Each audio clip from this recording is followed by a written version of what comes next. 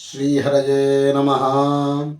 प्राप्ते सप्तमगर्भता महिपतौ त्वत्प्रेरणान्माजया नीते माधवरोहिणीं त्वमपि भोः सच्चित्सुखैकात्मकः देवक्या जठरं विवेशिथ विभो संस्तूयमानः सुरैः सत्वं कृष्णविधूय रोगपटलीं भक्तिं परां देहि मे.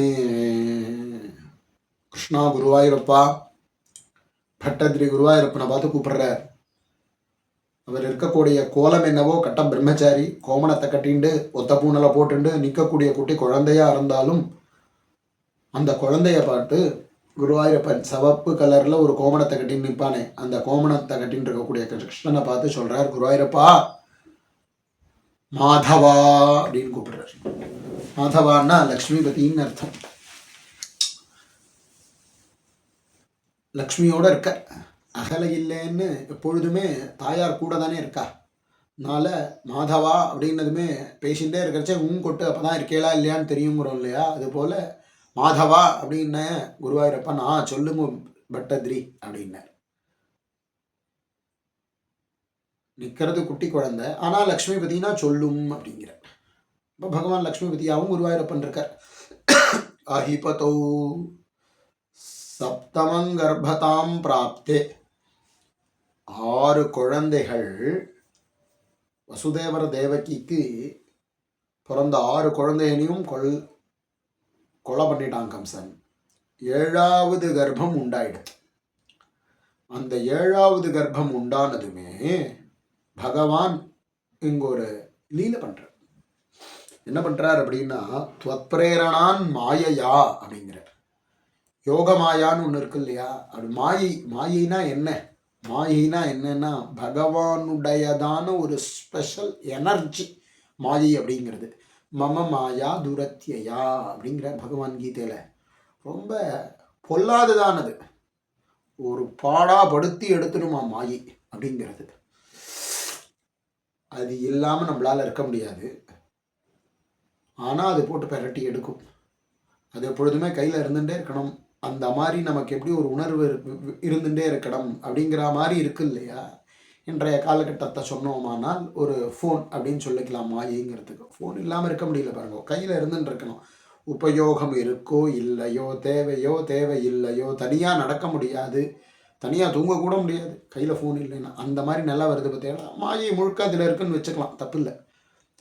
அப்போ அந்த யோக மாயையை பார்த்து பகவான் ஒரு கட்டளை இடுறார், ஆதிஷத்து அப்படிங்கிறார்.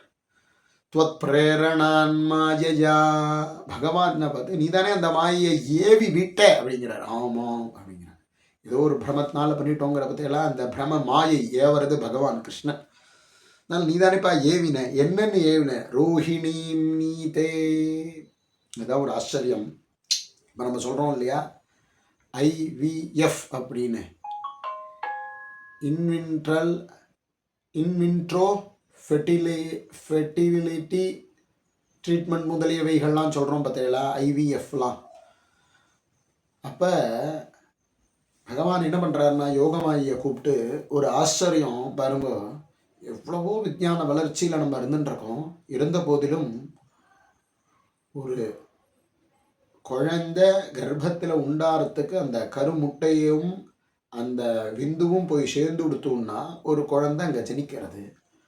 அப்போ அந்த ஜனிக்கிற இடத்துல அது ட்ராவல் ஆகி போய் கர்ப்பப்பையில் போய் இருந்ததுனா தான் அந்த குழந்தைக்கு ஆரோக்கியமான ஒரு வளர்ச்சி கிடைக்கிறது இல்லையா. இன் பிட்வீனில் வேற எங்கேயாவது வளர்ந்து கொடுத்தோம்னா அது பிரயோஜனப்பட மாட்டேங்கிறது. எக்டோபிக் ப்ரெக்னன்சின்னு சொல்கிறா. ஃபெலோப்பியன் டியூப்பில் போயிடுத்து அப்படின்னா அங்கே அந்த கர்ப்பம் வளர்றதுன்னு வச்சுக்கோங்களேன். அந்த வளரக்கூடிய அந்த சிசுவை கர்ப்பப்பையில் தள்ளுறதுக்கு இது வரைக்கும் கண்டுபிடிக்க முடியல யாராலையும். அப்போ அந்த சிசு வளரக்கூடிய சின்ன ஒரு சிசுவானது கர்ப்பத்தில் போய் வளர்ந்தாதான் ஆரோக்கியமாக வளர்றது. அதற்கு இங்கே IVFல ரொம்ப விஞ்ஞான வளர்ச்சியில் என்ன பண்ணுறான்னா, அந்த கருமுட்டையும் விந்துவையும் எடுத்து அதை சேர்த்து அதை வளர்த்து காலத்தில் கொண்டு போய் கர்ப்பப்பையில் சேர்க்குறான் இல்லையா. ஆனால் ஃபெர்டிலிட்டி சென்டர் பகவானுடையதான இந்த உலகம்ங்கிறது உடைய ஃபெர்டிலிட்டி சென்டர். ஆச்சரியமான பகவானுடையதான ஒரு லீலை விளையாட்டா பகவான் பண்றாரு பாருங்க. இந்த அண்ட சராச்சரமே பகவானுடையதான ஒரு ஃபெர்டிலிட்டி சென்டர் இல்லையா?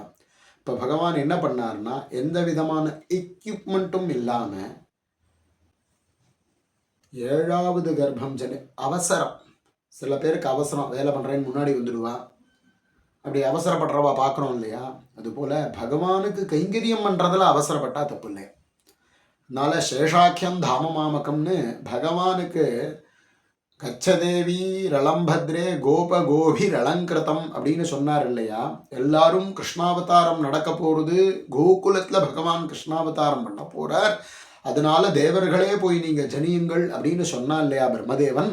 அதனால இதை கேட்டதுமே இளையவன் என்ன பண்ணார்னா, இந்த ராமானுஜர் அப்படின்னு சொல்லக்கூடிய ஆதிசேஷன் இருக்க பார்த்தீங்களா, இவரை வேகமா வந்துட்டார். கிருஷ்ணர் பிறக்கிறதுக்கு முன்னாடி போய் தேவகியினுடைய கர்ப்பத்துக்கு போயிட்டார். 7வதானவரா இவர் இருக்க அந்த கர்ப்பத்தில் போய் இருக்கார். அப்போ அந்த கர்ப்பத்தில் இருக்கிறச்சு யோகமாயியை கூப்பிடுறாரு பகவான். கூப்பிட்டு என்ன பண்றாரு அப்படின்னா, இங்க இருக்கக்கூடிய கர்ப்பத்தை நந்தகோகுலத்துல ரோஹிணின்னு இருக்கா, அவளுடைய கர்ப்பத்துல இந்த குழந்தைய டிரான்ஸ்ஃபர் பண்ண அப்படிங்கிற உதரே சன்னிவேஷய அந்த வயத்துல மாத்து அப்படிங்கிற. இப்போ நம்ம வயத்தில் எடுத்துன்னு போய் வைக்கணும் இல்லையா, அந்த ஒரு சின்ன சிசுவை கொண்டு போய் வைக்கணும் இல்லையா, வித் எக்யூப்மெண்ட்டோட. எந்த எக்யூப்மெண்ட்டுமே இல்லை, கர்ப்பத்தில் வளர்ந்துட்டு இருக்கக்கூடிய குழந்தை, தேவகியினுடைய கர்ப்பத்தில் வளர்ந்துட்டு இருக்கக்கூடிய குழந்தை, அந்த குழந்தைய அங்கே மாத்துடா அப்படின்னார். மாத்து அப்படின்னு சொன்னதுமே அப்போ அவளை கூப்பிட்டு பகவான் கட்டளை இடுறார். ஒரு கால் நீ இப்படி பண்ணேன்னா, யோகமாஜா நீ இப்படி பண்ணேன்னா உனக்கு நிறைய பலிகள் போட்டு உன்னை தூப தீபங்கள்லாம் காமிச்சு எங்கே பார்த்தாலும் பலிகள்லாம் கொடுத்து உன்னுடைய பேரை ரொம்ப பிரக்யாதியாக இருக்க செய்து எங்கே பார்த்தாலும் உன்னுடைய பேரை சொல்லிகிட்டே இருப்பாப்பா. துர்கா, பத்ரகாளி, விஜயா, வைஷ்ணவி, குமுதா, சண்டிகா, கிருஷ்ணா, மாதவி, கன்யகா, மாயா, நாராயணி, ஈசானி, சாரதா, அம்பிகா அப்படிங்கிற பேர்னால உன்னை லோகத்தில் ரொம்ப பிரசித்தியாக கொண்டாடுவா. சண்டி முதலிய பேர்னால உன்னை கொண்டாடுவா. அதனால நீ இப்படி பண்ணினேன்னானால் உனக்கு நிறைய உபகாரங்கள், பலிகள்லாம் கொடுத்து, தூப தீப நைவேத்தியங்கள்லாம் கொடுத்து, இன்னைக்கும் பார்த்தா அம்பாளுக்கு நடக்கக்கூடியதான இந்த சண்டிகை காளிக்கெல்லாம் நடக்கக்கூடியதான பலி ஆச்சரியமான பலி. அந்த காளி கங்கா தீரத்தில் கல்கட்டா க்ஷேத்திரத்தில் தான் பார்த்தோமானால் அம்பாளுக்கு நித்தியம் பலி உண்டு. அப்படி ஒன்று உலகத்தில் கொண்டாடுவாமா. அதனால இந்த மாதிரியான காரியத்தை நீ பண்ணு. இந்த தேவகியினுடைய கர்ப்பத்தில் இருக்கக்கூடிய குழந்தையை எடுத்து ஆகர்ஷணம் பண்ணி, சன்னிகிருஷ்ய ஆகர்ஷணம் பண்ணி கொண்டு போய் ரோஹிணியினுடைய கர்ப்பத்தில் வை அப்படின்னு சொல்ற. இப்படி நீ பண்ணா உனக்கு இந்த மாதிரியான புகழெல்லாம் உண்டாகும், உன்னை எல்லாரும் ஸ்தோத்திரம் பண்ணுவா அப்படின்னு சொன்னதுமே தேவக்யா ஜடரம் விவேஷித சச்சித் சுகைகாத்மகா துவம் அபி. அப்ப அப்படி 7வது கர்ப்பம் மாசமாக இருக்கிறச்ச அந்த குழந்தைய எடுத்துன்னு போய் ரோஹிணியுடைய கர்ப்பத்தில் யோகமாயானவள் பகவானுடைய கட்டளைக்கு இணங்கி கொண்டு போய் ரோஹிணியினுடைய கர்ப்பத்தில் வச்சுட்டா. வச்சதுமே 8வது கர்ப்பம் பகவான் சர்வவியாபியாக இருக்கக்கூடிய பகவான், விபோ எல்லா இடத்துலையும் வியாபிச்சு இருக்கக்கூடிய பகவான் தேவக்யா ஜடரம் விவேஷித தேவகியினுடைய கர்ப்பத்தில் புகுந்தான். பகவான் எங்கே இருக்கக்கூடியவன்? கர்ப்பகிரகத்தில் இருக்கக்கூடியவன் பகவான் தேவகியினுடைய கர்ப்பத்தில் போனாராம். காரணம் என்னன்னா, புண்ணியம் பண்ணியிருக்கா. அதனால தேவகியினுடைய கர்ப்பத்தில் போனாராம். ஜடரே விவேஷித விபோ கிருஷ்ணா, எப்பேற்பட்டவன் பாணி, உலகெங்கிலும் இருக்கக்கூடிய நீ தேவகியினுடைய கர்ப்பத்தில் பிரவேசிச்சாயே, என்ன ஒரு ஆச்சரியம். சுரைஹி ஸ்தூயமானஹா. அப்போ அந்த சந்தர்ப்பத்தில் எல்லா தேவர்களும் தேவகியே சாதேவகி சர்வ ஜெகன்னிவாசகான்னு அந்த தேவகியே ஸ்தோத்திரம் பண்ணுறா. தேவகியினுடைய கர்ப்பத்தில் இருக்கக்கூடிய கிருஷ்ணரை ஸ்தோத்திரம் பண்ணுறா எல்லாரும். அப்பேற்பட்ட பகவான் கிருஷ்ணா ரோகபட்டலீம் விதூய, அந்த பகவான கர்ப்பத்தில் இப்போ பட்டத்ரி குருவாயூரப்பனை பார்த்து பேசின்னு இருக்கார் இல்லையா, சர்வவியாபியாக இருக்கக்கூடிய பகவான் இந்த குருவாயூரப்பனாகிய கண்ணனை தேவகியினுடைய கர்ப்பத்தில் எடுத்துன்னு போய் வச்சுட்டா. எல்லா தேவர்களும் ஸ்தோத்திரம் பண்ணுறா. இத்தனை நாள் எங்களுடைய பிரார்த்தனைக்கு இணங்கி இப்போ வந்துட்டியே, பூபாரத்தை குறைக்கிறதுக்காக வேண்டி, துஷ்டர்களை சிக்ஷிச்சு சிஷ்டர்களை காப்பாற்றுறதுக்காக வேண்டி வந்துட்டியே, மத்ஸ்யம் முதலிய தசாவதாரங்கள் பண்ணியே சாதுக்களை ரட்சிக்கிறதுக்காக வேண்டி இப்பேற்பட்ட கருணையா உனக்கு பகவானே குருவாயூரப்பா அப்படின்னு சொல்கிறச்சே, இந்த குருவாயூரப்பனும் இப்போ தேவகியினுடைய கர்ப்பத்தில் வந்துட்டார் இல்லையா, அதனால அவனை பார்த்து இவர் பிரார்த்தனை பண்ணுறார். மே ரோக பட்டலீம் அப்படிங்கிறார். ரோகம்னா வியாதி. வியாதி 1 2 இருக்குது. தலையிலேருந்து ஆரம்பித்தா கால் வரைக்கும் வியாதி கூட்டங்களாக இருக்குது. கூட்டங்களாக வியாதி இருக்குது. கொஞ்சம் நெஞ்சம் இல்லை வியாதி. சமூகமாக இருக்குது. தலையிலன்னு எடுத்துட்டோமானால் தலையில் முடி வளரலை, அது ஒரு வியாதி. தலைக்குள்ளே இருக்கிற வியாதி அப்புறம் இருக்கட்டும், தலைக்கு மேலே இருக்கிற வியாதி முடி வளர, அது ஒரு பெரிய வியாதி. கூட்டமாக இருக்குது. அது முடி வளரணும்னா அதுக்கு ஒரு பெரிய சிகிச்சை. வளர்ந்த முடி அந்த நிறத்தில் இருக்கணும்னா அது ஒரு வியாதி. அப்படியே இறங்கின்னு வந்தோம்னா மண்டைக்குள்ள மூளை சரியில்லாதது வியாதி. கண்ணுக்கு வந்தோமானால் கண்ணாடி போட்டுக்கலைன்னா கண்ணு தெரியாதுங்கிறது வியாதி. என்னவோ பலவிதமான வியாதிகள், குளுக்கோமான்னு சொல்கிறான், என்னவோலாம் சொல்கிறாங்க. அப்படியே வந்தால் பல்லுக்கு வியாதி சொல்லு, கேட்கவே வேண்டாம். கழுத்துலேருந்து ஆரம்பித்து நாபி பரியந்தம் மேஜிக் பாண்டா. இதில் என்ன இருக்குன்னே தெரியாது. எவ்வளோ ஸ்கேன் எடுத்தாலும் போகாது. சிடி ஸ்கேன், எம்ஆர்ஐ ஸ்கேன், எவ்வளவோ ஸ்கேன். ஹிருதயம்னா ஆன்ஜியோ, இஸ்டன்ட், ஏகப்பட்ட வியாதி. கூட்டமாக இருக்குது. ஏதோ கொஞ்சம் நெஞ்சம் கிடையாது. எவ்வளோ வியாதி, எவ்வளோ வைத்தியர்கள், எவ்வளோ வியாதி. அதனால இதெல்லாம் நம்ம பாதிக்கப்படலையானா எல்லாத்தையும் பாதிக்கப்பட்டிருக்கு. ஸ்கின் பிரச்சனையா, ஓஹோ, கண் பிரச்சனையா, ஆஹா, வியாதி, பிபியா, ஆஹா, சுகரா, ஆஹா, எல்லாருக்கும் எல்லா வியாதியுமே இருந்துருக்கு. எக்ஸம்ஷனாக யாரோ சில பேர் தானே தப்பறா. அதனால ரோகப்பட்டலீம் குருவாயூரப்பா, இந்த ரோகத்திலேருந்து காப்பாற்றக்கூடாதான்னு. ரோகப்பட்டலீம் சமூகமாக இருக்கே இந்த வியாதி கூட்டங்கள். இந்த வியாதி கூட்டத்திலேருந்து விதூய அப்படின்னா நாசம் செய் அப்படிங்கிற. இல்லைன்னா நிம்மதியாக ஒரு காரியம் பண்ண முடியாது. கண்ணில் ஒரு தூசி விழுந்துடுத்துன்னு வச்சுக்கோங்களேன். அந்த கண்ணு தூசி போகிற வரைக்கும் கண்ணை மூடின்னு உட்காந்தோமானால் கண்ணு உறுத்தாமலேயே கூட இருக்கலாம். ஆனால் அந்த போட்டு உறுத்தி கண்ணை மூடினா உறுத்தாத தூசியை கண்ணை திறந்து நம்ம உறுத்தி அந்த கண்ணை ஒரு வழியாக்கி மொழி பிதுங்க செய்கிறோம். பற்றியெல்லாம் அவஸ்தை. ஒரு சின்ன தூசியை சகிச்சுக்க முடியல. சாப்பிட்றச்சே பல்லுக்குள்ளே ஏதாவது ஒன்று போய் மாட்டின்றுத்தோம்னா அதை இந்த நாக்கு விடாமல் போய் பெரட்டி எடுத்து உருட்டி பெரட்டுறது. இப்போ வியாதி இருந்து கொடுத்தோம்னா மனசுக்கு நிம்மதி இருக்காது. சரீரம் தன் நிலையில் இருந்தால் தானே நிம்மதி. இல்லைன்னா எப்படி நிம்மதியாக இருக்க முடியும்? அதனால் வியாதிங்கிறது பெரிய சிரமம் இல்லையா, கஷ்டமான விஷயம் இல்லையா? அதனால குருவாயூரப்பனை பார்த்து கதர்றார் பட்டத்ரி. ரோகப்பட்டலீம் விதூய அப்படிங்கிற. இந்த வியாதி என்னும் கூட்டமாக சமூகமாக இருக்கே, இதை ஒழிச்சு கட்டுப்பா, இதை நாசம் செய். ஒன்றை தவிர வேற யாராலையும் பண்ண முடியாது. எவ்வளோ டாக்டரை பார்க்கறது? தலைக்கு ஒரு டாக்டர், முடிக்கு ஒரு டாக்டர், கண்ணுக்கு ஒரு டாக்டர், அந்த கண்ணுலேயே விழிக்கு ஒரு டாக்டர், பல்லுக்கு ஒரு டாக்டர், அந்த பல்லில் எலும்பு சம்மந்தப்பட்ட ஆர்த்தோடான்டிஸ்ட்னு அதுக்கு ஒரு டாக்டர், நரம்புக்கு ஒரு டாக்டர், ஹிருதயத்துக்கு ஒரு டாக்டர், சின்ன வயசாக இருந்தால் அந்த ஹிருதயத்துக்கு ஒரு டாக்டர், பெரிய வயசாச்சுன்னா அந்த ஹிருதயத்துக்கு ஒரு டாக்டர், கிட்னிக்கு ஒரு டாக்டர். எவ்வளோ டாக்டரை பார்க்கறதுப்பானா? ஸ்கின்னுக்கு டாக்டர், எவ்வளோ டாக்டரை பார்த்துமாலும்.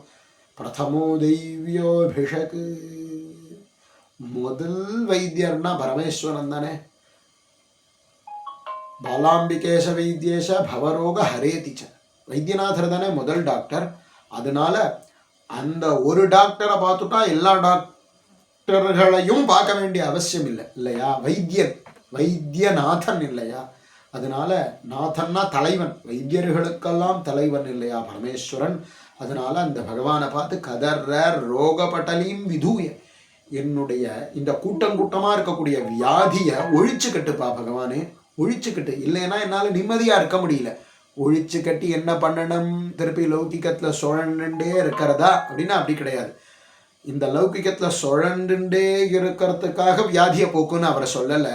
ரோகப்பட்டலீம் விதூய பக்திம் பராந்தேகிமே, பக்தியை கொடு எனக்கு.